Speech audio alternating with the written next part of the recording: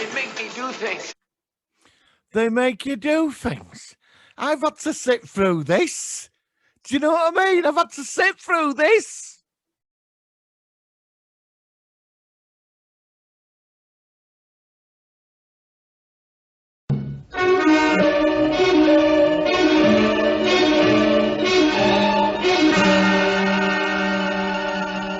The Invaders. Hello and welcome to another episode of It Could Have Been a Classic. And we're not talking about the intro you've just seen. We're talking about the sequel. 1995's Aaron Spelling, The Invaders miniseries. And God give me strength on this one. I've really tried. So welcome to another episode of It Could Have Been a Classic. Roll intro. Something beyond all imagination. Beyond all understanding. Something so close, it's already here.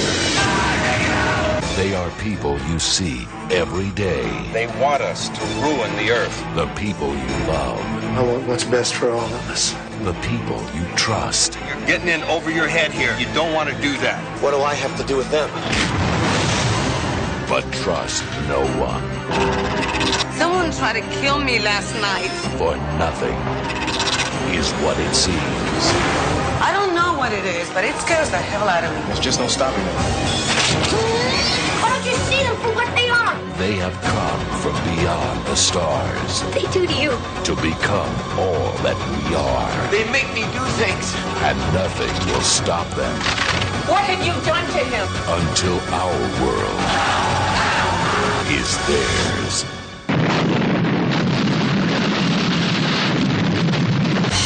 The Invaders.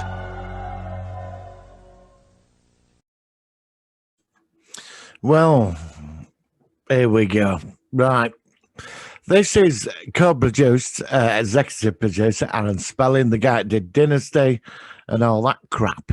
Right. You remember the soap operas? And Beverly Hills 2-9, whatever. I never watched any of that. Wasn't really a fan of it.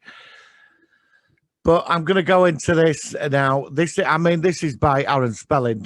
So you're expecting a big production and the money going in, and I don't know, I suppose some kind of decent writing. So the story, this is the basic plot. How I discovered this was back many years ago. I walked past the video library. I was with a mate of mine, and there was a massive poster in the window.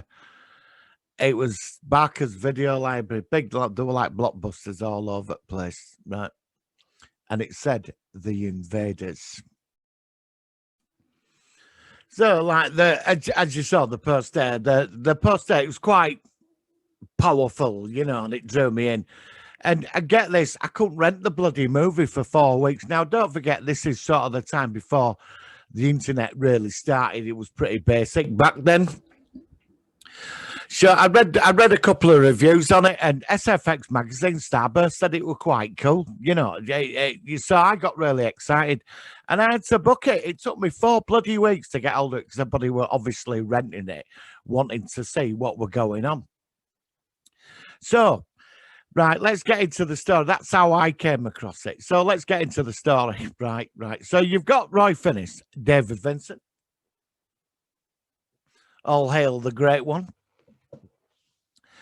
And this is where it sort of think you've got potential. You've got Scott Bakula, Sam Beckett and Captain Archer. And John Boy Walton as the head alien. Yeah, John Boy Walton. Right. So basically, right. From what I remember of the several hours I've been watching this, right, over the last 2 days, right, there's a scene, right, sort of beginning, right, where there's like illegals coming over the border from Mexico into America, right? Like that's going on, right? I'm not getting into all that, but there's this scene of that. But this Mexican guy looks up in sky, and there's all these bright lights in sky and like clouds everywhere. And they're all looking up, and he thinks there's something strange. So we go from that, and on a hilltop is David Vincent watching it. Then we jump to a diner with John Boy Walton, who's this happily like married man going out with his woman. She's a waitress, and she's pregnant, and she's got a son. And then we sort of jump to Scott Bakula, Captain Archer's character. Well, Scott Bakula. It's called Nolan Wood, right? So we jump to Nolan Wood. He's been released out at Psycho Awards and all this, right? Because he ended up murdering someone, manslaughter, right? And he keeps seeing visions. And all you keep seeing, right, is his wife and kid on this highway, right? I mean, they're really focused on highway and a train tunnel. That's what he keeps seeing. And he turns up at the diner, right? He turns up at this diner, and wife freaks out, and she's going to call police because, you know, because he was an Air Force pilot, and then he had a flight business, airplane business. And I think he saw a spaceship one night, you know, the usual stuff.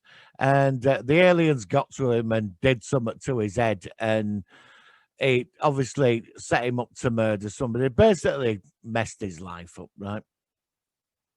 Wife left him, and she ended up marrying an alien, right?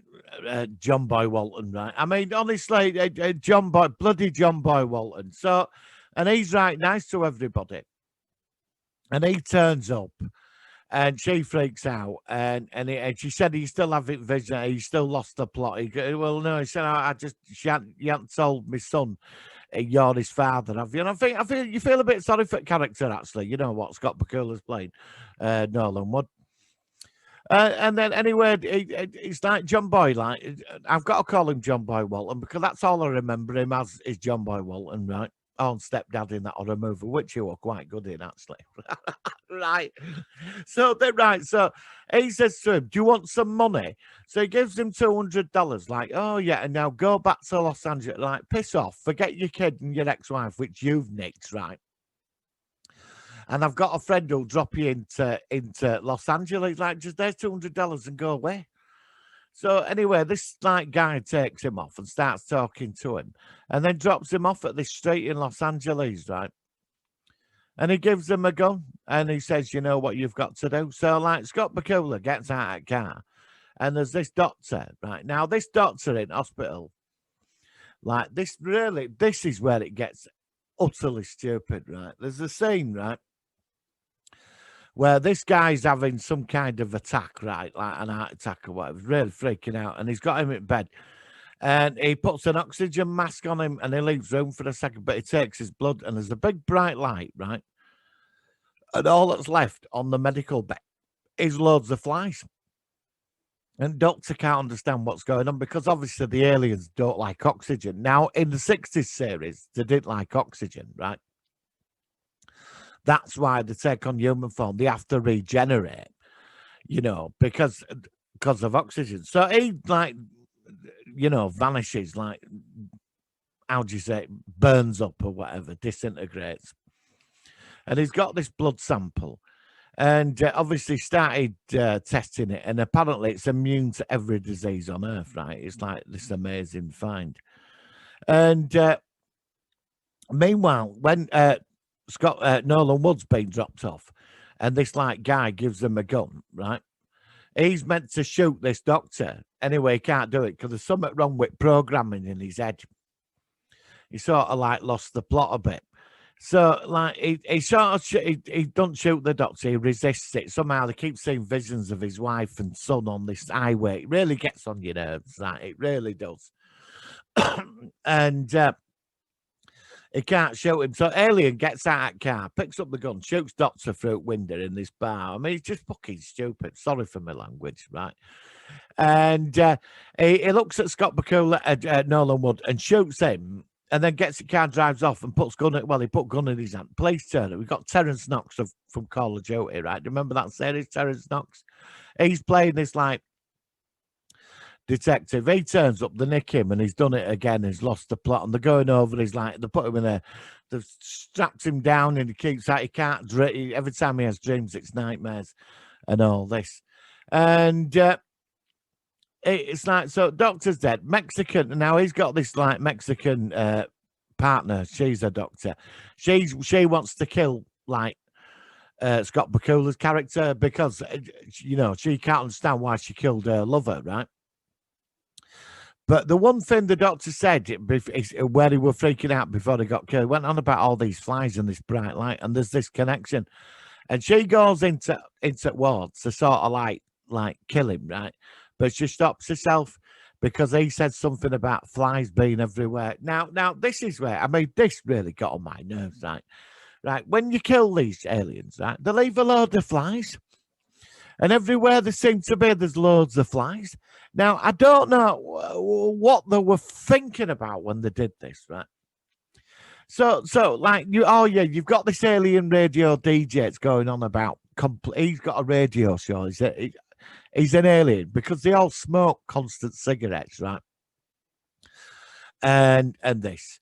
Right, so he's going on about like he's like stirring population up and you know coming out with like negative, real hardcore views on this radio show, and he keeps popping up through the show, and he goes on about Scott Bakula's character. Oh, they let him out, the murderer, and you know now he's gone free. And after a while that got on my nerves, right?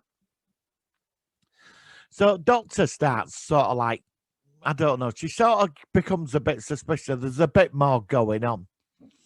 And Terrence Knox, the detective, he's just absolutely useless, right? A useless character, right? And anyway, Nolan Wood, Scott Bakula, he escapes, right? He gets out of hospital because she starts figuring stuff out. She gets some blood sample and all this. And she helps him escape. And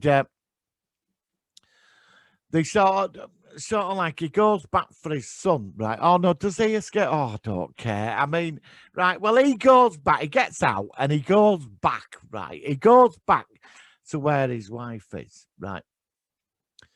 And now they've got this little son, he's running around singing this song and shooting flies all day because there's no to do. It's in back half of America somewhere. It's in the desert near the border. It's this diner, right?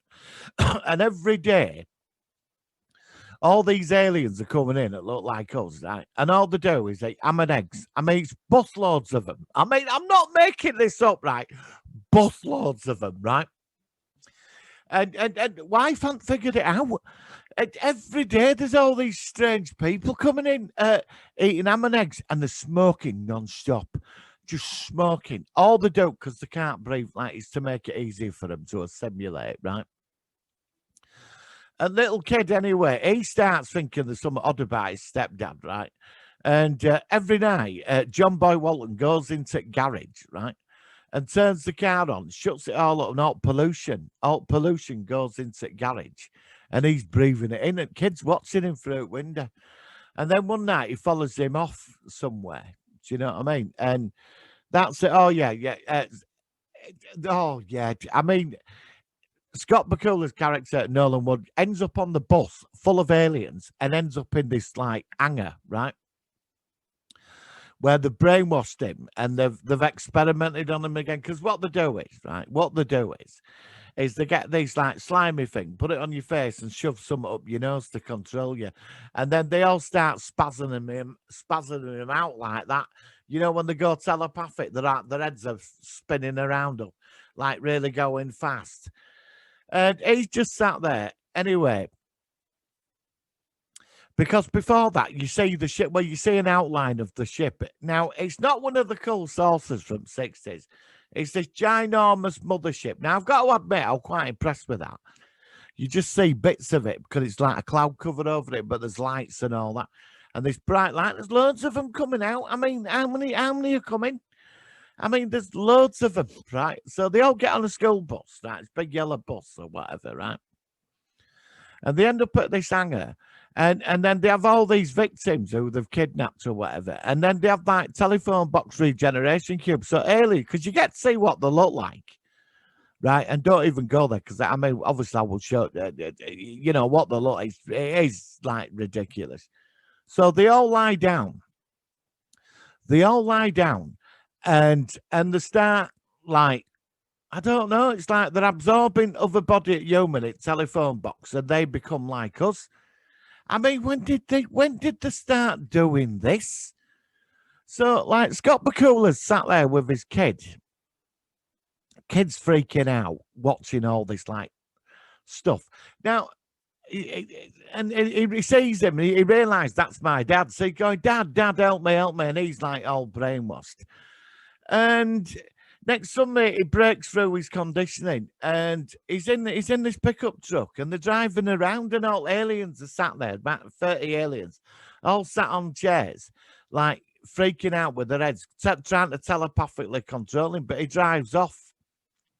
And then all police like turn up at the diner, and he gets arrested again. So like they take him away, and he ends up in. This is where Terrence Knox's character comes in, because he's trying to tell him he's being mind controlled. Oh right, I mean I'm not making this up. This is the fucking sequel to the Invaders, right? So, oh, right. Honestly, I sit through nearly 4 hours of this on YouTube. Luckily, I did it over a couple of days because I couldn't fucking deal with it, right? So the doctor chick, right? She comes in and she figures it out. There's something going on, right? Oh, yeah, I've got to go back. Yeah, we get the David Vincent scene, right? Which I don't know why they bothered putting him in this. I really don't know why they bothered. We get the David Vincent scene. Dad? No. I've seen him before.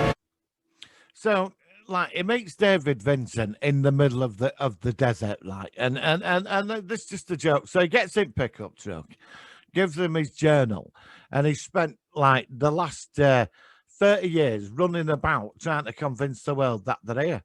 Now the aliens have changed their modus operandi here. Now it's not going now. Before they were out to destroy the rest of us, right? And that keeps some of us as a slave race. Well, they took over. Well, now they've changed their idea. Now what they're doing is they're sending hundreds down every night a week, right? In the Mexican American desert or wherever, right? And nobody's noticed it. And he gives them this journal, and he says, like, basically what they're trying to do is now they want us to destroy the planet, and then there'll be that many of them here, they'll just take over anyway, because there'll be billions of them here. I mean, like, oh, come on, are you for real? Right. And then he says, I have to go now, but everything you need to know is in that book. And he said, you're connected to their collective consciousness. You know, because you're able to resist their telepathic powers or whatever. And I'm sat there thinking, what? And then he goes on about it. David Vincent says to him, he said, it must have been something to do with an accident you had as a kid. How do you know that? Anyway, he jumps out of the van and clears off back into the desert, right? And that's it. So he gets back to the diner with kid and police and all this, and the Mexican doctor's there. Somehow she's ended up there, because by this point I've just given up, right? And she gets journal and she reads it, and then detective ends up with journal. Well, and anyway, he gets arrested again, and they take him off, and then she helps him escape, and they go around to the Mexican doctor, the doctor chick. She finds where David Vincent lives, and you get some passages from book about how he can never have a family life, and he's been fighting this all his life, and he's lonely, and he's paranoid. You know, usual stuff, and like this poor cursed man, right? He wasn't like that in the TV series. He just, his character, he was relentless. He would stop them. I mean, he knocks them back so much in TV series. I mean, I could quote several episodes like Roster 1 with the communication thing. He knocks out their main communication network in the final episode. You know, they were going to like use ultrasonics to wipe out a big chunk of human race. He stopped that. The antimatter bomb episode. I mean, you know, and he met allies on the way, and over the years, he would have built allies. There would have been more of them. even though some of them would have been killed. But now it's just him. So obviously they've got rid of everybody, and that's it. So we jump along now. Now we do get to see what they look like, and if it's like, I wish I'd never bothered. I mean, the regeneration scene is just totally, utterly ridiculous. It really is.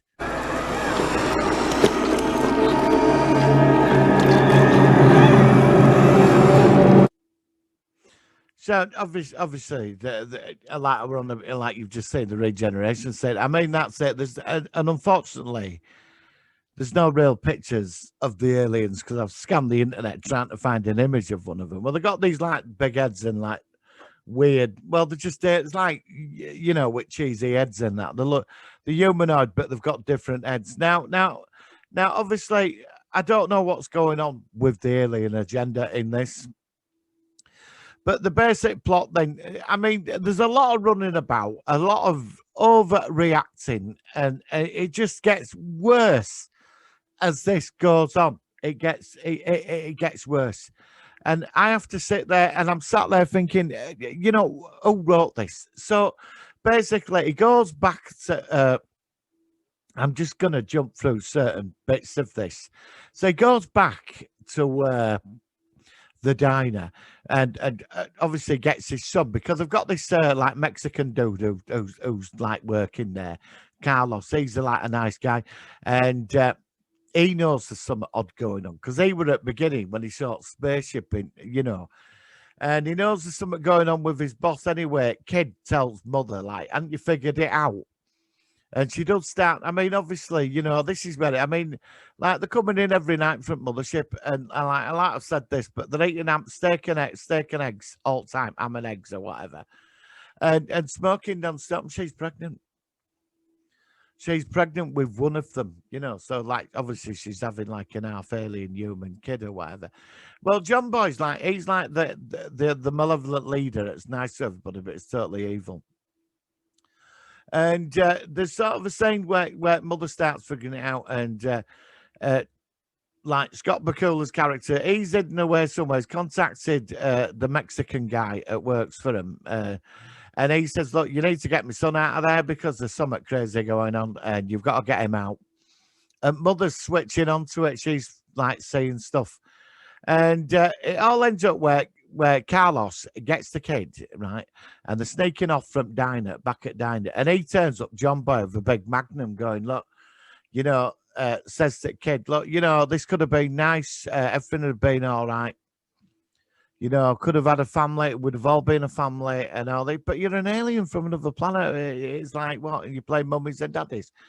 And he's going to kill kid, basically. He said, you've messed everything up. Because they are quite rude. I will say this. The aliens are very malevolent in this sort of film and storyline. They are incredibly malevolent. So he stood there saying, I'm going to blow you away. And mother turns up with a gun and she shoots him. And then suddenly it all gets blown away. He gets blown away, this alien. John Boy's on the floor. She's like looking at him. And she says, take my son to his father. And all his eyes are right weird. And he's like on the floor, like trying to breathe. And she says, take my son, get him to his father because he's not safe for kid. And now she's pregnant and she gets the gun and she kills him, like John Boy's character. And she blows, well, you don't know. You just hear a gunshot. So does she kill herself? And then we jump from this scene, right? And we end up going to this other scene where Scott Bakula at Nolan Wood, right, is having these visions of his wife and kid and a train. And he's on the run from police. And Terrence Knox's character's looking for him. Well, he ends up going to hospital where Mexican doctor chick works, right? And he ends up meeting this other doctor who's their mate, but she's an alien. And they end up going back to his place or her house, and they end up doing it, right? There's like a scene of it, right? And she ties him up to the chair, and he's like thinking, oh, this is kinky. And she comes out and she said, oh, you've read this journal, because when Scott Bakula got arrested again, he gave the journal. I mean, this thing, the storyline is all over the place, right? And it took 4 hours to do this, right? And it were like Like she said, did you read it? He said, oh, I've read a couple of chapters. Now he's starting to believe. He thinks there's something going on, you know, because he goes down to Vincent's house and sees this whole big conspiracy on, you know, like a board on wall with like strings everywhere and all this. And he tells his captain as well, he said, you know, because this is all about, this is where it's all going, right? And she said to him, this other doctor who's an alien, she said, did you read it? And he goes, yeah. She said, well, it's all true. And she fires this like slimy thing on his mouth. And then they get this device out with a green light on, they shove it up your nose. And that's how they get mind control. So that's it. But it ends up when he tells his boss, when he's at work and he said, look, I've read this book. And his boss is going, you're being a bit paranoid now. You know, captain at police or whatever. And he makes a phone call when he's gone, you know, and he lights a cigarette up. And he's one of them. I mean, there's that many of them now. I mean, they're everywhere. I mean, they're just everywhere. They could be your fucking next door neighbours or members of your family. You just don't know. Do you know what I mean? I mean, this is where it's getting so ridiculous now. So the plot is, right, that this other evil Dr. Alien, she converts Terrence Knox's character into a drone or whatever.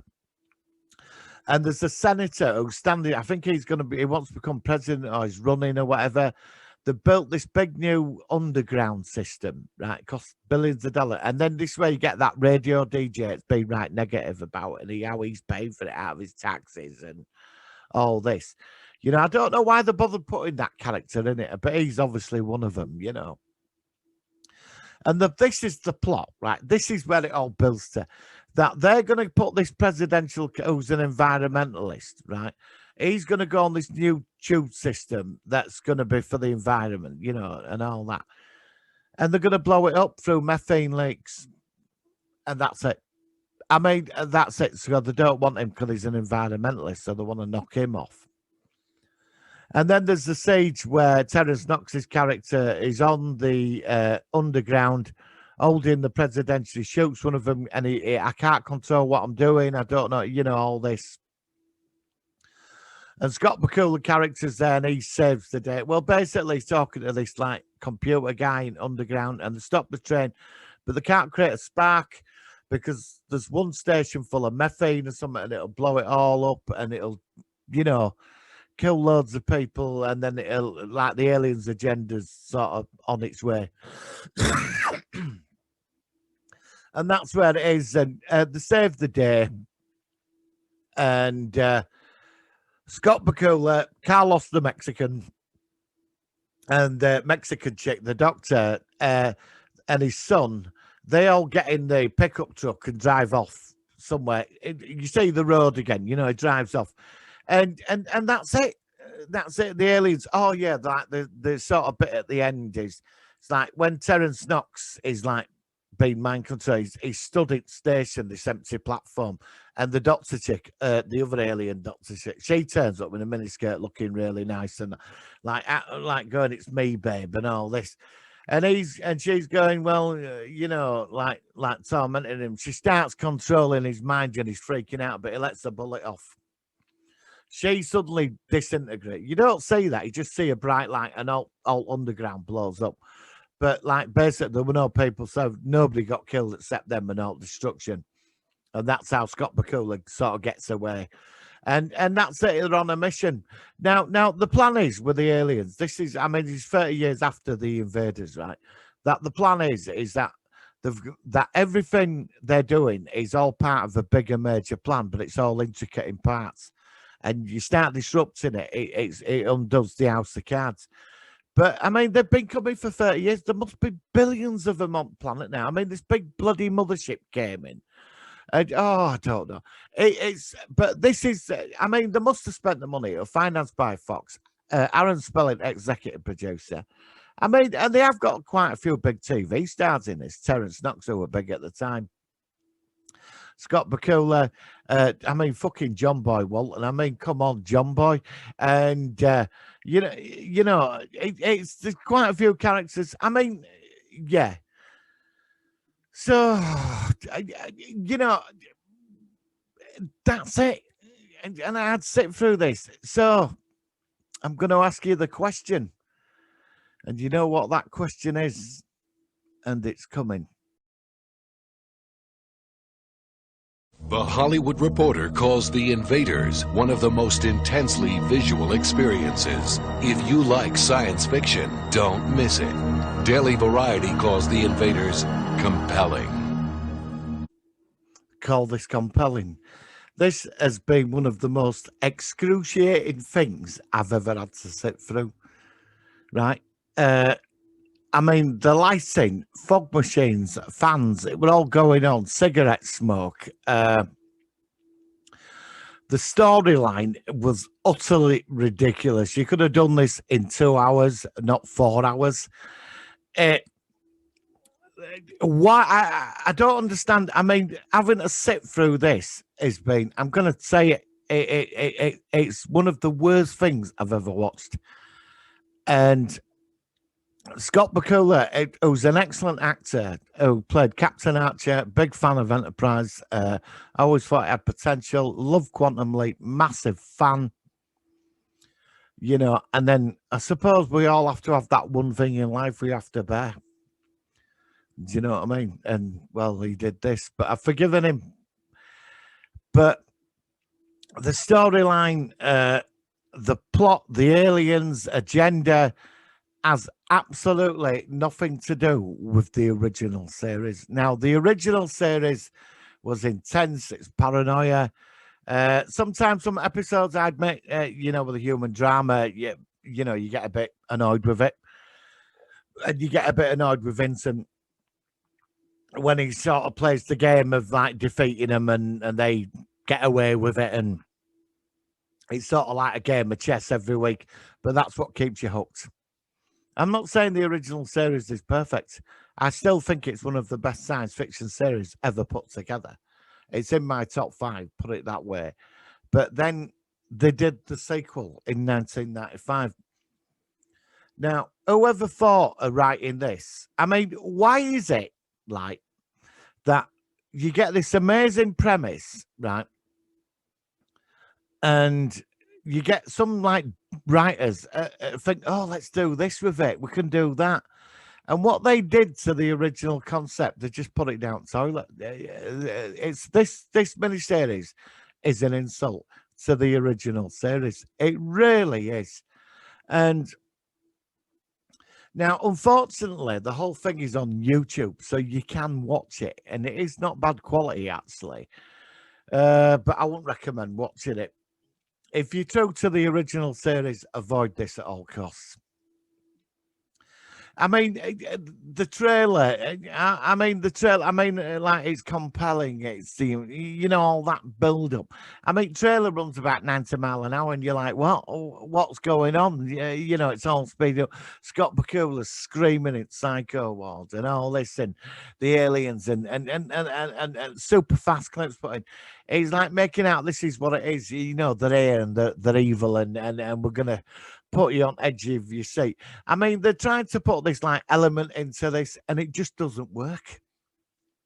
You know, the invaders, they were quiet, they moved silently, but this lot, I mean, you kill them, you don't even see them vaporize when you kill them. You just see a light in the background. You know, and when they're down, everywhere they are, there's flies. And it's just stuff like that. It's bloody annoying. And all they're going to do is knock off a senator who wants to become president. He's an environmentalist. That's it. That's the whole plot. And then you've got Nolan Wood running about everywhere, having visions, and acquires believers. And then they get Roy finishing for like, you know, his character's been fighting these beings for 30 years or whatever. He's old now. He's tired. But then it leaves questions. What happens to the believers and the allies and Edgar Scoville and all this? You know, it don't matter. A lot of these people, they might have killed him over years, but he would have a team to be organized. But within 30 years, they would be organized, and they would now to deal with them. They had in the 60s stage by season 2, they had a couple of tracking stations, and they could monitor the invaders' communications, and they started like working things out. And the invaders weren't strong enough to sort of move on the planet. So obviously there must, you know, if this is canon, which I will not accept it is, right? This is just a bastardization of a classic series, which they just screwed up. Just leave it alone. Now the question is there any potential in this? No. No, because this was going to lead. They were actually thinking if this was a big hit, they were going to make a series. But Scott Bakula apparently wasn't going to be in the series, but they were going to do something along them lines. Now, if they were going to go with this, I wouldn't have even entertained this. I won't. I remember when I first watched it, I was sort of quite interested, but that was of at the time. When I watched it again a year or so later, I just switched it off. I thought, it's just absolute crap. And it's just like, so the aliens now have decided after 30 years, well, we've tried all other ways of like taking over, but we're being stopped by obviously these people over years. So let's just get everybody from the planet and just drop them off every day at week, hundreds of them in a big mothership. And that's it. I mean, like the plot is like this diner where they're eating ham and eggs every day and smoking vast amounts of cigarette, and alien husband who's like playing mummies and daddies, John Boy Walton. I mean, I like John Boy Walton in this. He's quite cold as a baddie and manipulative. I mean, there is little. Well, there ain't really. I'm trying to find something decent in this, and there ain't. I mean, he locks himself in garage every night breathing car fumes. Now, and she, like, when he's going to bed, like, and ain't she going to think, well, why do you smell so much, with car fumes all over him? And she's pregnant, and they're all smoking. I mean, come on. It's just, I mean, who thought of this? I mean, you've got to realise that Fox financed this, and it will have cost several $1 million to make, you know what I mean? Now get it right, putting Roy Finnis in it, it's like to stamp the official sort of make it canon, you know what I mean? And probably offered him a massive paycheck for doing it. And I can't blame the fella. He's got to earn a living, and I get that. But good God, I mean, didn't he look at the scripts and say, look, I'm not doing this, man? But, well, money talks. I don't know. He's in it, and that's it. They got him in it. And it was terrible. And it was just awful. Now, how I would have gone with this, if I'd have brought a miniseries back, I'd have set it 30 years later where he's organised. They've upped the game. They've got more into positions of power, and he's been knocking them off. And there's quite a following, like First Wave, like where he met Raven Nation and all that. I mean, they got it sort of right to a point. Then that went up its own backside, didn't it, towards the end? Because they wanted to finish it off. But in the first two seasons of First Wave are exemplary. I'm a big fan of First Wave. And obviously that has took from this. And I have reviewed that and I gave it quite a positive thing. But I'd have gone along similar lines. I'd have had like a team of believers and they'd have been organised, they'd have had money and certain people, I wouldn't know, and they were on the verge of proving it. And I've had the aliens where they don't have the resources for the full assault, even though they're more advanced. Their world's dying and they're running out of resource, and they've got to accelerate to take the Earth. And maybe they could bring like bigger storylines in. We learn about where they come from, who they are, why they're doing it, and they're insidious. They're a race of infiltrators. They're not just doing it here, they're doing it somewhere else. And I'd really sort of go into that. But it's like the whole thing of this is and for me, it's just got to a point that this has been a complete insult. And is there any potential? No. And now I'm going to give you the question, could this have been a classic? No. Down the toilet. Just down the toilet. I just can't get my head around these, where you get these writers today or back then that take a classic and just completely ruin it and sink it. Now, a lot of the fan base, I'm on quite a few Invaders Facebook pages, and I've spoken quite a lot of them. And it's like a lot of them don't like this, so they won't accept it. So I just, this is a parallel universe where something happened. It's in another universe, another timeline. It's got nothing to do with the original series. Do you know what I mean? And that's where it's best left. It's been flushed down the toilet. So could this have been a classic? No. And that's it. And you know, I am so glad I've got through this. You know, so we've reached the end of season 3. Season 4 will be coming. I've worked out a load of 13 episodes. I feel sorry for you. I'm sorry for it, but it needs to be done. You know, I have a thing for cancelled TV series and things that flopped that are just off the radar. And I think some of these things need to be remembered because somewhere out there, people like this stuff. Do you know what I mean? And this is why it could have been a classic. Because somewhere in all this like cancellation stuff, there could have been potential for it to been a great. But luckily, this were built on a classic, and it just fell off the cliff. So I will see you in season 4. Yes, season 4, and stay safe. And thank you for sticking with season 3, and I will see you soon. Oh yeah, one more thing, right before I go. See, in the original series, they had all the cool ray guns and the ships and all the weird gadgets and the crystal and there were none of that in this. It was like, where's the vaporizer guns and all this? Anyway, I'll see you on the next episode.